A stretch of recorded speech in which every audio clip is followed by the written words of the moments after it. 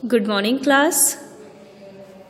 Last lecture में हम लोग एक टर्म मोमेंटम को समझ चुके थे।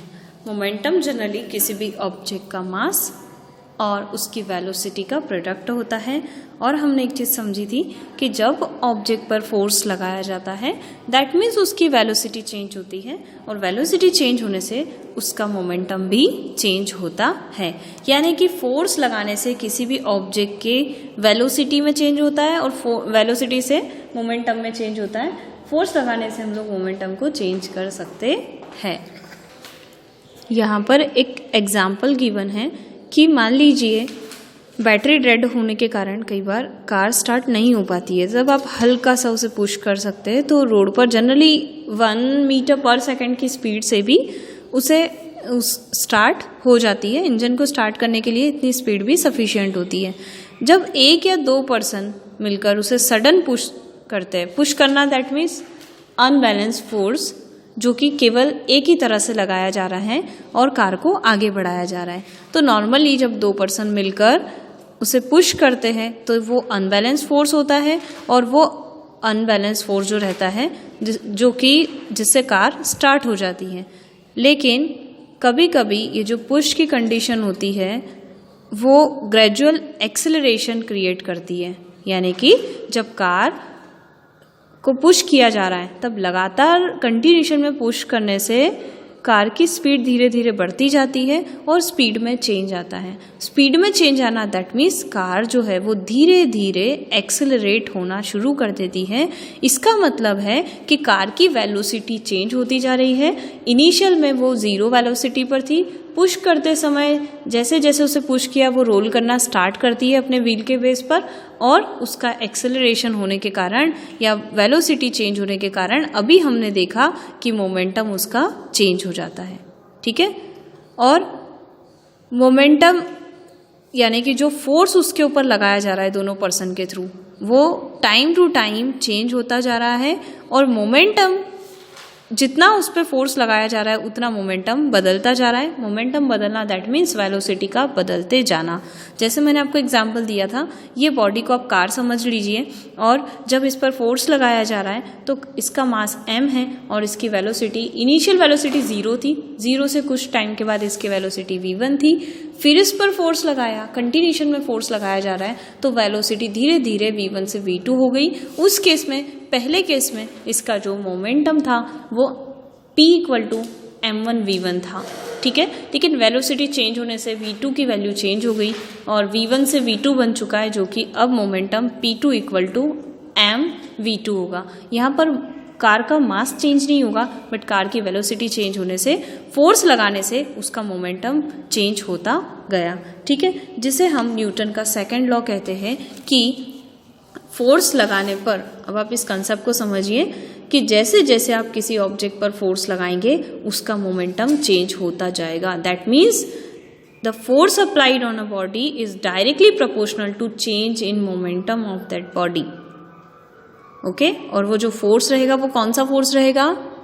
अनबैलेंस्ड फोर्स, जो कि हमेशा एक डायरेक्शन में लगाया जाएगा। ये न्यूटन का सेकंड लॉ था। न्यूटन ने अपने सेकंड लॉ को समझाने से पहले आपको मोमेंटम का कंसेप्ट समझाया, जो कि किसी भी बॉडी का मास और उसकी वेलोसिटी का प्रोडक्ट होता है।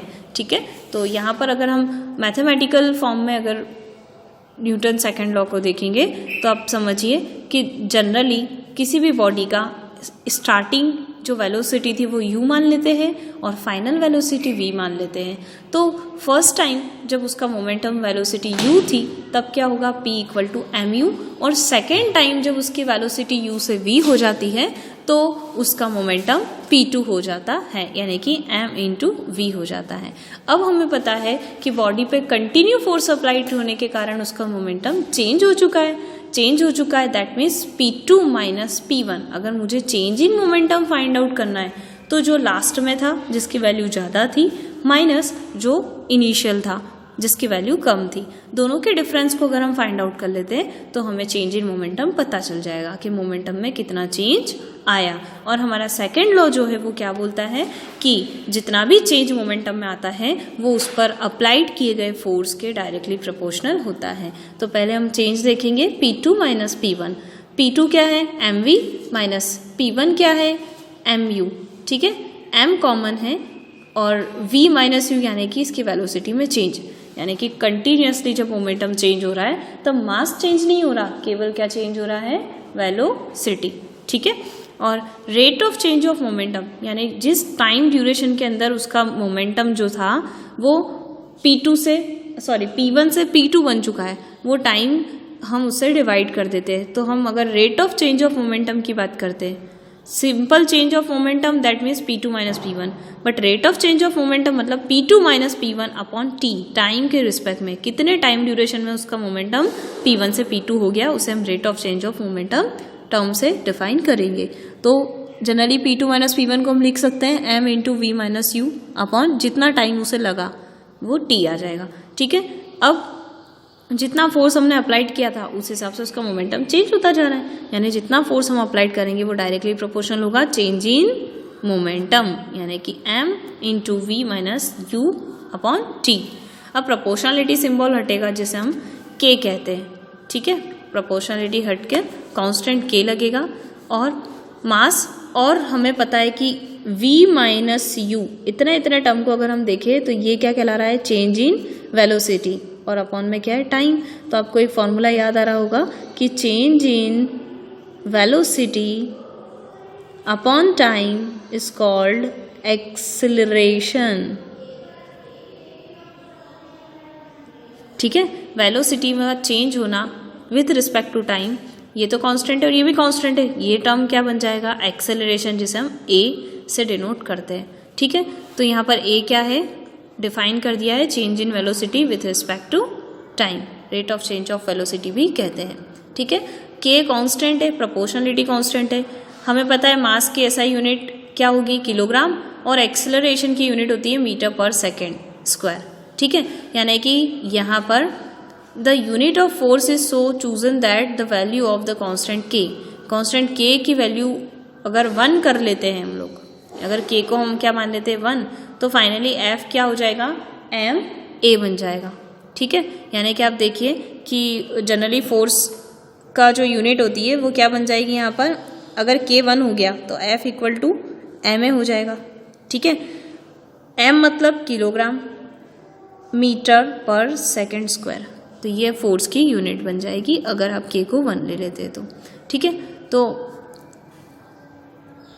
अब आगे 1 लेने के लिए 1 unit of force is define as, अब आपको अगर यहाँ पर फोर्स को 1 में डिफाइन करना है, यानी कि यूनिट फोर्स डिफाइन करना है, तो यूनिट यानी 1 यूनिट ऑफ फोर्स क्या होगा, 1 यूनिट दैट मीन्स 1 न्यूटन, ठीक है, जो कि 1 kg की बॉडी पर अप्लाइड करने पर उसमें 1 मीटर पर सेकेंड स्क्वायर का एक्सेलरेशन आ जाता है, तो वो फोर्स 1 यूनिट फोर्स या 1 न्यूटन फोर्स कहलाता है ना। बहुत सिंपल डिफाइन है, F इक्वल टू ma होता है, यानी कि 1 यूनिट फोर्स क्या होगा, जो 1 kg की बॉडी पर अप्लाइड करेंगे तो उसमें acceleration 1 metre per second square का हो जाए, ठीक है।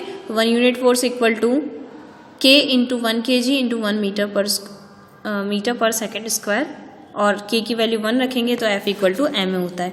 तो ये हमेशा आप याद रखिए, इसे याद करने का तरीका है फादर इक्वल टू मदर, माँ मतलब मदर और F मतलब फादर, तो हमारे लिए माता पिता बराबर होते हैं, यानी F इक्वल टू ma, ये न्यूटन का सेकेंड लॉ है, ठीक है। मैथमेटिकली अगर आपसे पूछे कि न्यूटन का सेकेंड लॉ क्या है, तो मैथ्स के फॉर्म में आप सीधा M इक्वल टू ma कह दीजिए, ठीक है। लेकिन आपको थ्योरी फॉर्म में पूछते हैं तो फिर आपको ये डिस्क्राइब करना होगा। सो यहाँ पर आपको इतना समझ में आया कि जो मोशन जो होती है, या फिर एक मेथड जिसमें आप किसी ऑब्जेक्ट पर जितना फोर्स होता है उसे मेज़र कर सकते हो, किसकी हेल्प से, उसके मास से और उसके एक्सेलरेशन से। यानी अगर कोई बॉडी उस पर जो फोर्स लगाया जा रहा है उसको आप कैसे मेज़र कर सकते हो, एक तो बॉडी का मास इनटू उसमें जो एक्सेलरेशन प्रोड्यूस हो रहा है, उन दोनों के प्रोडक्ट से आप उस पर लगाने वाले फोर्स को फाइंड आउट कर सकते हैं, ठीक है। उसके अलावा आप सेकेंड लॉ को अपनी डेली लाइफ में भी नोटिस करते हैं, कैसे, जैसे कि कई बार आपने देखा होगा क्रिकेट बॉल को अगर आप बहुत फास्ट कैच करते हो, ठीक है, सडनली, तो जो फील्डिंग करता है, फील्डर है, वो जनरली कैच करते समय अपने हाथ को पीछे की ओर खींच लेता है। यहाँ पर एक एग्जांपल है ऐसे, है ना, जब उसे कैच करता है तो हाथ को कुछ टाइम तक, कैच बॉल हाथ में आने के बाद उस हाथ को कुछ टाइम के लिए पीछे खींच लेता है। ठीक है, तो मान लीजिए अगर वो पीछे ना खींचे तो क्या होगा, तो आप देखो डायरेक्ट अगर आप कैच करते हो तो इंजरी होती है, हमारे हाथ में चोट लग जाती है। ठीक है, तो यहाँ पर देखिए जो फील्डर है उस टाइम को इंक्रीज कर देता है। टाइम इंक्रीज करने से उसकी वेलोसिटी जो होती है वो धीरे धीरे डिक्रीज या जीरो हो जाती है, क्योंकि जब आपने उसे कैच किया है, कैच करते ही उसकी वेलोसिटी बहुत फास्ट थी और अचानक आपने उसे रोका है तो उसका इफेक्ट आपके हाथों पर पड़ेगा। जबकि आप उसे कैच करते समय उसकी वेलोसिटी को कंटिन्यूएशन, मतलब अपने हाथ को पीछे की तरफ खींचेंगे तो उसकी वेलोसिटी धीरे धीरे, आपने जो फोर्स लगाया उसे रोकने का, उसका टाइम क्या बढ़ जाएगा, टाइम ड्यूरेशन जो है वो बढ़ जाएगा। बढ़ जाने से आपने जहाँ से उसे रोका है वहाँ से धीरे धीरे आप उसे पीछे की तरफ लाएंगे, यानी कि वेलोसिटी सडन जीरो ना होते हुए धीरे धीरे डिक्रीज होकर जीरो होती है, जिससे आपके हाथ को इंजरी नहीं लगती। यानी कि जो एक्सेलरेशन हो रहा है उस बॉल में वो धीरे धीरे कम होने लग जाता है। यानी कि जब आपने उसे कैच किया तो उसकी वेलोसिटी ज़्यादा थी, हाथ में आने के बाद आप हाथ को धीरे धीरे पीछे खींच रहे हैं बॉल लेकर, तो उसकी वेलोसिटी धीरे धीरे कम होती जाती है। तो आप सडन उसे रोकने की कोशिश करेंगे तो सडन वेलोसिटी जीरो होगी, उसका इफेक्ट आपके हाथ पर पड़ेगा। पर आप कैच करके हाथ को पीछे ले रहे हैं, दैट मीन्स उसका एक्सेलरेशन धीरे धीरे आप कम करते जा रहे हो, वेलोसिटी कम होती जा रही है, एक्सेलरेशन में जो चेंज हो रहा है वो भी क्या हो रहा है, कम हो रहा है।